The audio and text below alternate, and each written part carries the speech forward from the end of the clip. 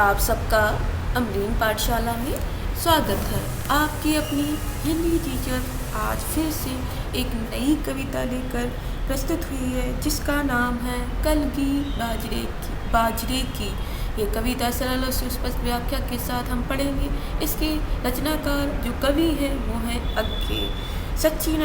सच्चिदानंद हीरानंद वात्स्यायन अज्ञे इस कविता के रचयिता हैं और ये विभिन्न प्रतियोगिता परीक्षाओं के लिए उपयोगी कविता है। ये नेट जेआरएफ सेट परीक्षाओं के लिए भी महत्वपूर्ण कविता है। चलिए ज़्यादा समय बर्बाद ना करते हुए हम क्लास की तरफ बढ़ रहे हैं जिससे आपको पता चल जाए कि कलगी बाजरे की है क्या कविता। इस कविता में कलगी बाजरे की कविता में अपने प्रियतम की तुलना प्रकृति के उपमानों से की है। यही इस कविता के नए प्रयोग किया गया है। प्रयोगवाद के माध्यम से अज्ञे जी साहित्य में नवीनता लाने का प्रयास किया है।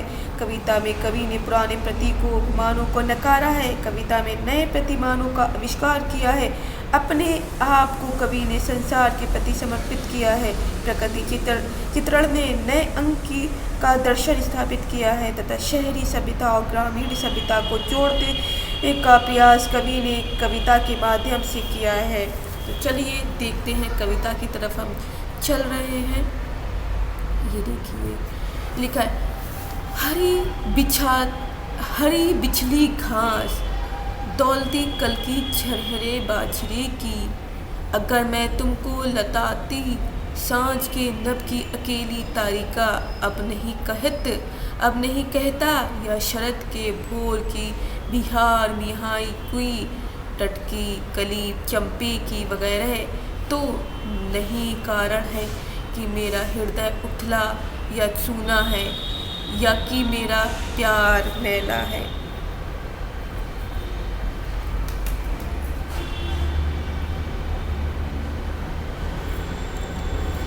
यहाँ तक हमने पढ़ने की कोशिश की है, जानने की कोशिश की है। यहाँ पर इसमें बताया गया है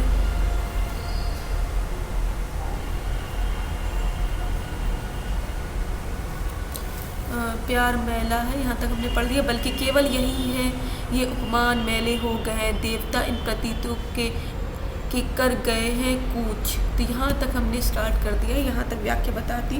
प्रस्तुत पंक्तियों में कवि कहते हैं कि ऐसा नहीं है कि ये मेरा प्यार में गहराई नहीं है या इसमें पुरानापन है या मेरे प्यार में कटुता है। कवि ने अपनी प्रेमिका की हर चिकनी घास की तुलना की है कि अपनी प्रेमिका की तुलना किसी की है हरी घास जो होती, चिकनी घास जो, उससे तुलना की है। अगर मैं अपनी प्रेमिका की तुलना आकाश की चमकते तारे की किरण से नहीं करता, अभी ताज़ा खिला हुआ फूल भी नहीं कहता, तो उसका ये कदापि अर्थ नहीं कि मेरा प्यार झूठा है। जो मेरा प्यार जो है वो बिल्कुल झूठा है या उसमें सूनापन है। प्रेम में ये सब उपमाएं पुरानी हो चुकी है। इन प्रतीकों की शक्ति अब नष्ट हो गई है। बड़े बड़े लोग भी इन प्रतीकों को अपना मुंह मोड़ चुके हैं। तो ये सारी बात बता रहे हैं कि बड़े बड़े लोग देवता इन प्रतीकों के कर गए हैं। कूप मतलब मुंह मोड़ गए हैं। देवता मीन्स बड़े बड़े लोग, देवता जैसे लोग भी, और बल्कि केवल यही उपमान मैले हो गए। तो इसका अर्थ भी मैंने आपको बताया। इन प्रतीकों की शक्ति अब नष्ट हो गई है। बड़े बड़े लोग भी इन प्रतीकों का उपमान से अलग हो गए हैं, मतलब मुंह मोड़ गए हैं। तो ये आप देख सकते हैं। अब आगे देखिए, आगे हम यहाँ तक ले लेते हैं। यहाँ से स्टार्ट करते हैं बच्चों। यहाँ से आपको पता चल जाएगी।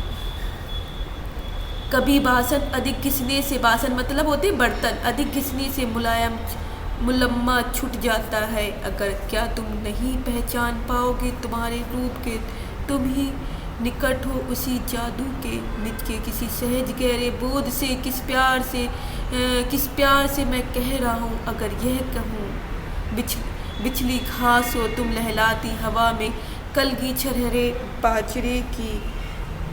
और आज अगली पंक्ति में बताते हैं, आज हम शहरातियों को पालतू अलंज पर समरी जूही के फूल से सृष्टि के विस्तार का, ऐश्वर्य का, औदार्य का, कहीं सच्चा कहीं प्यार एक प्रतीत बिछड़ी घास है, या शरद की सांझ के सूने गगन की पीठिका पर डोलती कलगी अकेली बाजरे की। तो आप यहाँ पर और यहाँ तक देख सकते कलगी बाजरे की तक यहाँ तक मैंने बता दिया है। इसमें बताया है कि यहाँ पर कवि कहना चाहते हैं, जो अज्ञे है ये जी ही कहना चाह रहे हैं कि जिस प्रकार अधिक घिसने से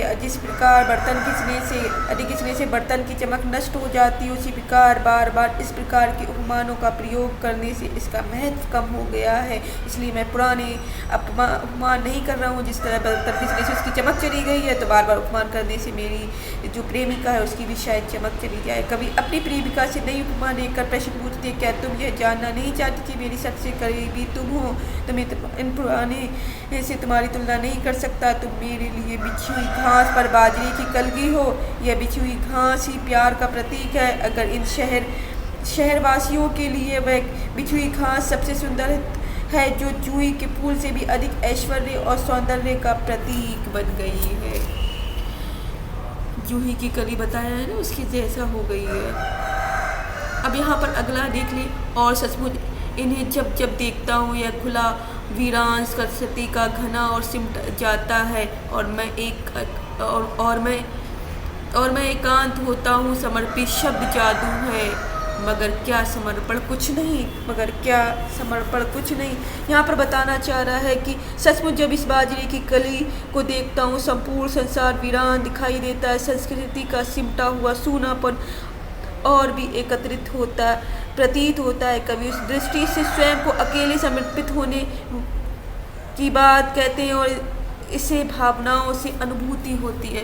तो यही पर शब्द जादू है, मगर क्या समर्पण कुछ नहीं। ये सारी कविता यहाँ पर आपको बच्चों समाप्त हो जाती है। इतनी छोटी सी कविता है जिसमें आपने जान लिया है बच्चों कलगी बाजरे की कविता में कि कलगी बाजरे की कवि ने अपनी प्रियतम की, जो उसकी जो जिससे वो प्रेम करता है, उसकी तुलना प्रकृति के उपमानों से की है। यही इस कविता में नया प्रयोग किया गया है। प्रयोगवाद के माध्यम से जी साहित्य में नवीनता लाने का प्रयास किया। कविता ने कवि के पुराने प्रतीकों उपमानों को नकारा, कविता में नए प्रतिमानों का आविष्कार किया है। अपने आप को कवि ने संसार के प्रति समर्पित किया है। प्रकृति चित्रण ने नए अंक का दर्शन स्थापित किया तथा शहरी सभ्यता और ग्रामीण सभ्यता को जोड़ने का प्रयास कवि ने कविता के माध्यम से किया है। तो आज हमारी इतनी सी कविता रहेगी बच्चों, और फिर हम अगली वीडियो में मिलेंगे। और जिन बच्चों ने सब्सक्राइब नहीं किया वो सब्सक्राइब करेंगे, वीडियो को लाइक करेंगे, कमेंट करेंगे, शेयर करेंगे, जिससे आपके सहपाठियों को भी फ़ायदा मिल सके। चलिए अगली वीडियो में मिलेंगे, तब तक के लिए bye bye, take care, have a nice day. जहाँ रहें खुश रहें, आबाद रहें। जय हिंद, जय भारत।